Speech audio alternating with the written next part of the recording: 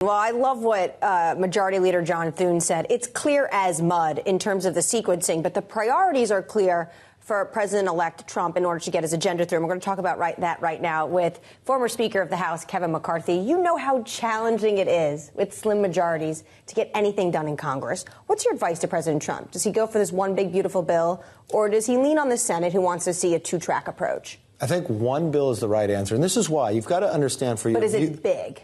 Well, this is the point.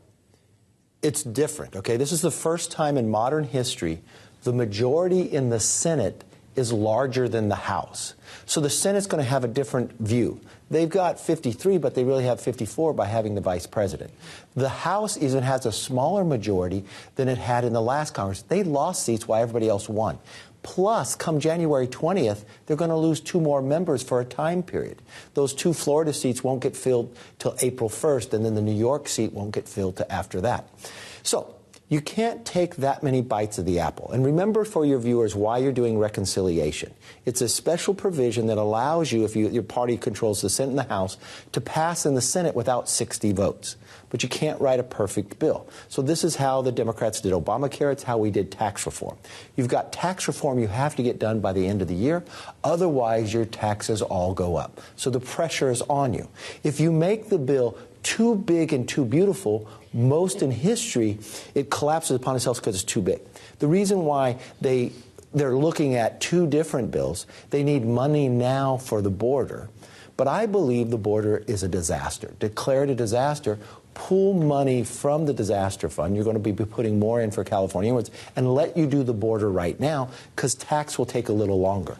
The other problem they have, though, is they made a mistake.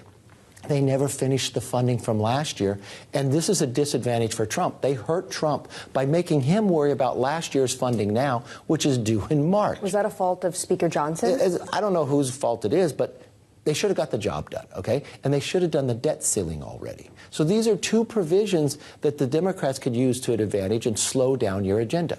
So the first thing I would do, you still have time now, finish the funding from last year and take care of the debt ceiling so President Trump could have the honeymoon or the agenda he wants to start putting forward. Because we're now they got to confirm in the Senate the new cabinet. He's got to get his people in line to start working. But President Trump knows this job already. He knows he's got 4 years. He's not going to waste one moment. He'll do tremendous on the executive orders, but he needs the legislative body to catch up to him. Who's going to be that moderating voice to make sure that it's not too big so that it doesn't actually collapse? Well, it's what I love. It's the free market. It's a natural that you'll see. So you think it's this bond market? We've seen yields go up. People starting to be very that's going to be on the about debt. Financial discipline. Do you think the bond market does Congress have room to spend as much as Trump's rhetoric is talking about?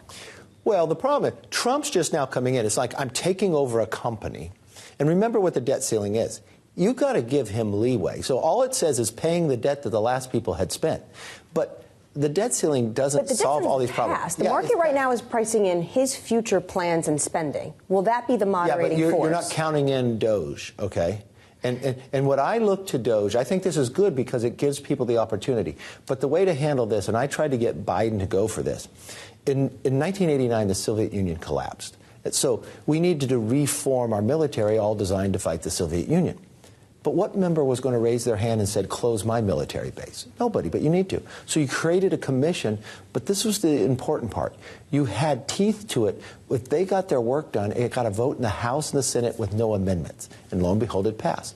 They need to do something like that for Doge. When Doge gets their work done, let them vote in the House and the Senate with no amendments, and you'll know whether you can get it. I think one of our greatest threat is our debt, okay? But we've got to do a lot of things going forward. The debt ceiling is not a part of that. You should take that out of the way, let the president be able to govern, do the job that has to be done. Are you feeling that this can potentially be done, though, in April, what Speaker Johnson's talking about, all of this? New spending, reconciliation, and a disaster? Well, I think it's hard to say by April 1st because you haven't put every vote matters. I'd wait till the Florida seats because that's 2 more seats. You can't get tax done that fast because, remember, They're going to do something about salt. They're going to do something about tax on tips. That costs money, so how are you going to pay for it? But you've got to start working on the border. So take that money from disaster and do the executive orders. Get that done. You want to do something on energy. But if you put the debt ceiling to reconciliation, which is what people are talking about, that won't work. And this is why. Because there are members in the Republican Party that will never vote for it. And you have no votes to spare. The House Freedom Caucus. Yeah. So you should. Who wins that fight, Trump or the House Freedom Caucus? Well, no.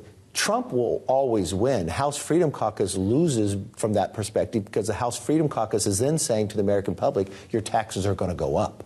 And, you know, you've watched in the House Freedom Caucus, their former chairman was anti-Trump. They have anti-Trump people in that caucus, and it's unfortunate. So nobody can fight here. They've got to focus on priorities, but they've got to focus on the policy. You're not going to get it 100% right, but government isn't designed that way, right? You've got to have confidence because you've got to deal with the Senate. But you'll get this done. It's in the sequencing of how you do it. I also want to ask you mentioned California and the disaster at the top. How do you think Trump is going to deal with, when he's inaugurated, and the incoming tragedy, devastating fires that are apocalyptic, people not having their homes, not having enough water, not having enough firefighters? How is he going to work with Democratic Governor Gavin Newsom to solve this crisis? There's a third point, too. A lot of these families lost their insurance in the last 6 months because of Gavin Newsom's inability to deal with this problem. You know, the insurance companies wanted to raise the rates. They wanted to be able to make sure they can afford to insure. When he wouldn't focus on that issue, they have left the state. My mother lost her homeowner insurance from Geico, and she had no claims because California was uninsurable, and they ignored the problem. He gallivanted around. You know the saddest part about all of this? We've had these fires before. I went out to California with then President Trump, November 17th, 2018. We just had Paradise, where 85 people died. And we toured that with Gavin Newsom, who had been elected governor, not sworn in, and Jerry Brown. And then we flew down to Malibu that had a fire as well. I was in the meeting walking these places where President Trump is saying, you got to take the fuel away. Yeah, you're going to get a fire when there's wind and push it, but if it doesn't have fuel, it can't keep growing. The other problem, too, is had you worked on the evacuation ahead of time, instead of these cars getting stopped and people, that's what happened in Paradise. What about the infrastructure? You can't go to a fire hydrant and not have water. And President Trump worked on providing the water further, and you know who fought him on it? Gavin Newsom. But looking ahead, Trump is going to come in and want to make sure that California gets the money they need. I think you're going to see Trump will be there for California. But what Trump's going to do, too, is you can't keep repeating the same mistake. I think you're going to see executive orders pretty early about the water again. The President Trump did that last time. Had Gavin followed through, we would have had water. President Trump was very serious about making sure taking out that fuel, protecting it, managing it so you won't have that. You're going to see him double down even harder on this. But California, the state, they've got to change their behavior. And I think what President Trump will do is put the mechanism is where Gavin cannot make this mistake again. Since you left Congress, I know you've been focused on AI. I just want to end on this. But you've also become an informal advisor to President-elect Trump. You were at Mar-a-Lago just last week. Do you see yourself going into government, or do you like being that call on the outside? Look, I served for a long time. I want to utilize the knowledge I have from being Speaker and everything else, and also on the outside, that Congress starts looking at the issues in the next 50, 60 years. I mean, if Congress is looking back to do the funding from last year, we're losing the battle for the next century. And I firmly believe whoever captures AI and quantum, so these are all the issues I worked on while I was Speaker. You know, I went to MIT, which teaches a course to all the generals in our military. 4 years ago, I had to develop a course to teach it to all of our members of Congress. The China Select Committee, right? The AI Committee. So whoever captures AI and quantum has the advantage. But if you want to capture AI and quantum, you've got to get the energy policy right. Otherwise, it'll never happen. Yeah, the data centers. So what I'm doing in the Alpha Institute is literally just policy, showing a roadmap for the policymakers to solve those problems. Just continue what I did while I was working there to help the policymakers and America succeed and be successful.